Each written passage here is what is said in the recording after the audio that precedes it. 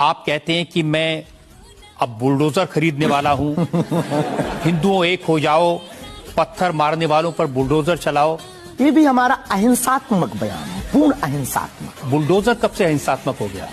वाह, ये कुआं खोदने के भी तो काम आता है। तो हमने कहा कि अगर राम की यात्रा पर कोई पत्थर फेंकेगा तो बचाने के लिए भाई बुलडोजर खरीदो, और अगर किसी को अपनी शरीर की दिक्कत है या किसी को अपने पंथ को दिक्कत है वो क्रेन खरीद ले, हमें क्या दिक्कत है? हम कोई रोक नहीं रहे हैं, लेकिन अभी हमारे पास इतना रुपया नहीं आया कि हम बुलडोजर लें, और अगर आप लोग सहयोग करेंगे तो हम रख लें।